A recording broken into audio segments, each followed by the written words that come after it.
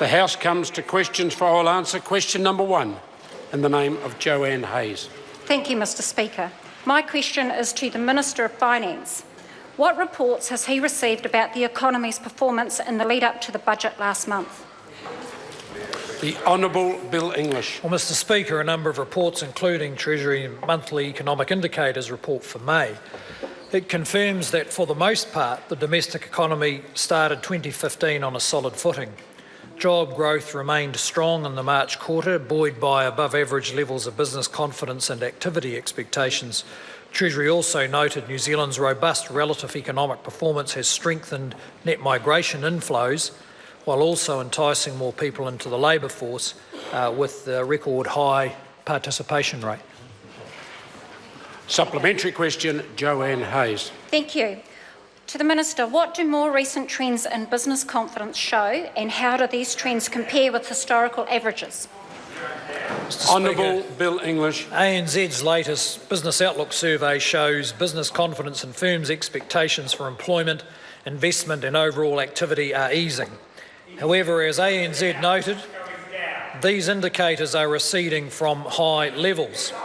The lower confidence levels are more in line with the moderate growth outlook underpinning the budget forecasts.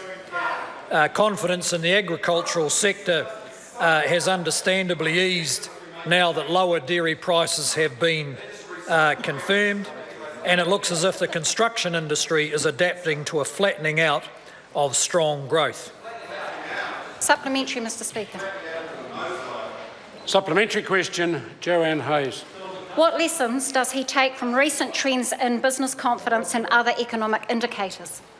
Honourable Bill English. Well, Mr Speaker, I think the main lesson is that when you're a small, open economy, there's always going to be events happening in the world that work against economic growth, as well as events that work for economic growth. That is why the idea that government should second-guess which industries ought to grow is just nonsense, because we can never quite figure out what the right mix is meant to be. Order. Instead, this government is committed to protecting and improving the economy's resilience so we can adapt to whatever happens. One of the natural buffers is the floating exchange rate. In July last year, the New Zealand dollar reached 88 cents US.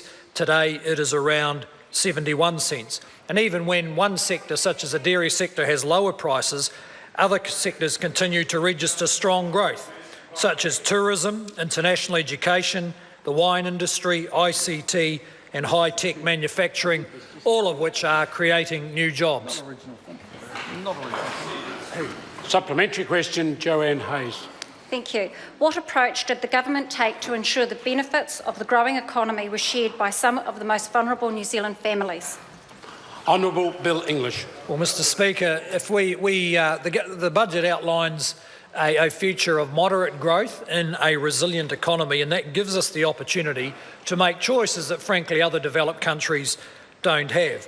And in this budget, we decided to offer some more support to the lowest income families, and also to work to help more of the parents of our most vulnerable children into work. That's why we increased obligations on those on a benefit to be available for work and provided extra childcare support. Question number 2, James Shaw.